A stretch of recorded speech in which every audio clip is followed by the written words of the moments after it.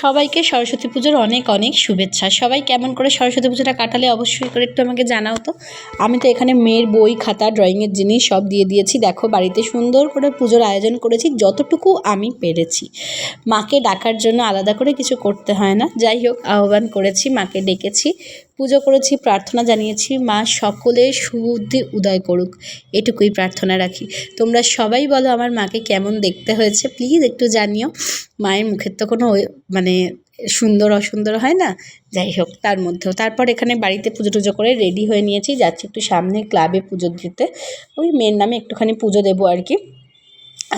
তো সেই জন্য আমি আর সোনামা রেডি হয়ে বেরিয়ে পড়লাম।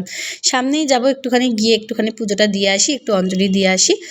দিয়ে তো এখানে চলে এলাম। দেখে নাও মায়ের মূর্তিটা কি অপূর্ব সুন্দর। এখানে সোনামাও এসে গেছে, এই যে পুজো দিচ্ছে মালা আর মিষ্টি দিয়ে। পুজো দিয়ে অঞ্জলি দিয়ে চলে এলাম। এসে দেখো আজকের মাস্ট যেটা করতে হবে, এখানে উনি করছেন হচ্ছে বাবার জন্য চা। বাবাই যেহেতু আজকে বাড়িতে আছে, বাবার জন্য চা হচ্ছে। আর আমি এখানে আজকের স্পেশাল খিচুড়ি বানানোর জন্য তোড়জোড় শুরু করে দিয়েছি। এখানে চাল বার করে নিয়েছি, ওখানে ডাল ভিজিয়ে দিয়েছি, ওখানে মুগের ডাল ভাজতে বসিয়ে দিয়েছি, এই সবগুলো করছি। আর এখানে দেখো চা নিয়ে চলে এসেছি। সকালবেলা বসে তিনজনে মিলে একটু চা খাচ্ছি, মানে ও চা খাচ্ছে না, ও এইসব কেক ফেক এসব খাচ্ছে, জল টল খাচ্ছে, কিন্তু আমরা দুজন একটু চা কফি খাচ্ছি। ওর বাবা চা খেলো আর আমি কফি খেলাম, বাবা মেয়ের হাতে চা খেলো।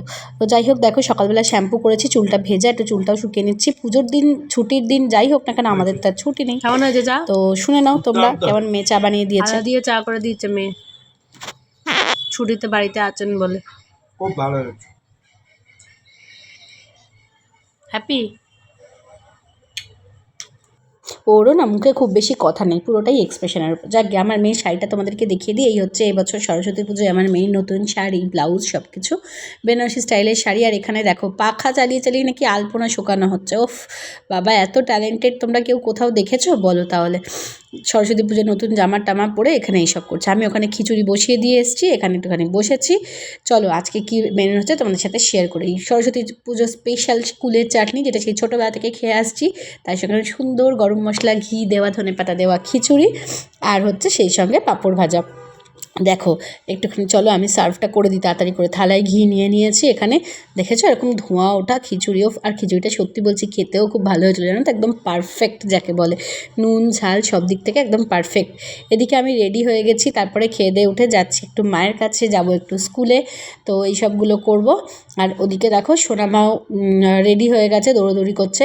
এই নাকছাবিটা আমি নতুন কিনেছি এবারে, তানিয়া আমাকে কিনে দিয়ে মানে বলেছে কিনতে, যে পর ভালো লাগছে, তোমরা জানিও তো কেমন লাগছে। রাস্তায় যেতে যেতে অনেকগুলো ঠাকুর দেখছি, মুখ হাঁড়ি মেয়ের, ওর সবেতেই খুব রাগ আর কি। এখানে মায়ের কাছেও দেখো পুজো হয়েছে, ওদের পিতলের ঠাকুর ছোট, তো সেখানে পুজো হয়েছে। আর তোমাদেরকে চলো দেখাই আমাদের বাড়ির গোটা সেদ্ধ। দেখেছো এটা যেটা দেখছো সেটা অনেক কম, আমাদের ছোটোবেলায় এরকম হাঁড়ির 4 থেকে 5 হাঁড়ি হতো যখন মাস সময় ছিল, আর এখন অনেক কমে গেছে। কিন্তু তাও দেখে নাও এখন আমার মা এটা করে গোটা সেদ্ধ। প্রত্যেকে আমার মায়ের হাতে গোটা সেদ্ধ খেতে ভালোবাসে, ইনক্লুডিং মি অলসো। হঠাৎ করে মনে হচ্ছে না শাড়িটা কেন চেঞ্জ হয়ে গেল, এক শাড়ি পরে গেলাম। আচ্ছা, আমার শাড়িটা না কালি লেগে গেছে ওখানে গেটেতে বসে রিলস বানাতে গিয়ে, তাই জন্য চেঞ্জ করে মায়ের একটা শাড়ি পরে নিলাম, নিয়ে গেলাম হচ্ছে স্কুলে। দেখো স্কুল একটা আলাদা নস্টালজিয়ার জায়গা, তাই না? প্রত্যেকের কাছে, আমার কাছেও তাই। আমার খুব ভালো লাগে সরস্বতী পুজো একবার করেও যদি পসিবল হয় একটু স্কুলে যেতে। আর এবার যেটা গিয়ে দেখলাম সেটা হচ্ছে সুন্দর আমাদের স্কুলে এক্সিবিশন অ্যারেঞ্জ করা হচ্ছে, যেটা আমার খুব ভালো লেগেছে।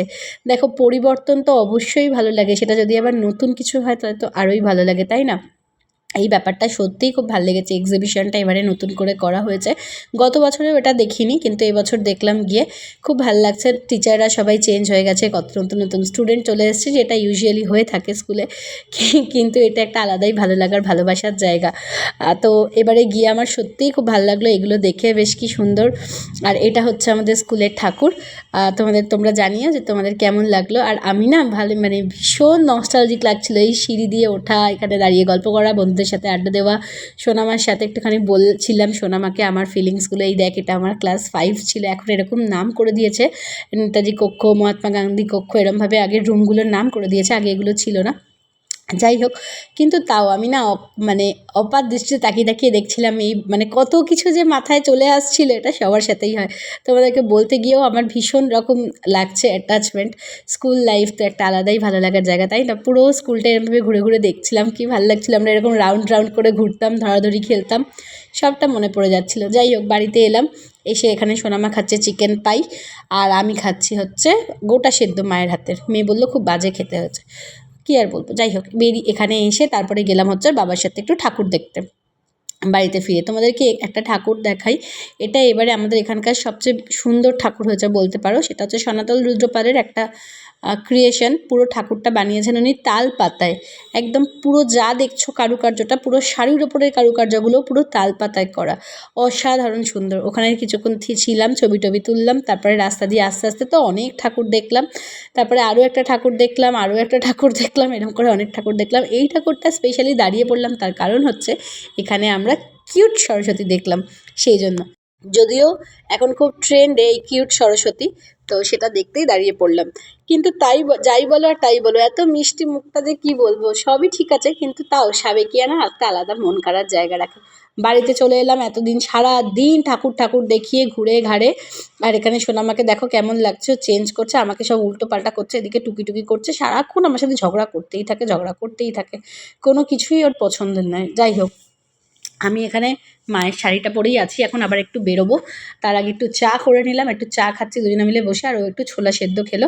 আর সোনামাকে এবেলা কিন্তু আর মেয়ে চা করেনি, এবেলা আমি করে দিয়েছি বললাম আর কি, বলে ঠলে। তো বাবার সাথে এখন খেলাধুলো হবে, আর আমি টুক করে একটু ঘুরে আসবো। চলো একটু ঘুরে আসি, তোমরা সবাই জানিও তো কেমন করে তোমাদের দিনটা কাটলো। আজকের মতো ব্লগটা এখানে শেষ করলাম, ভালো লাগলে সাবস্ক্রাইব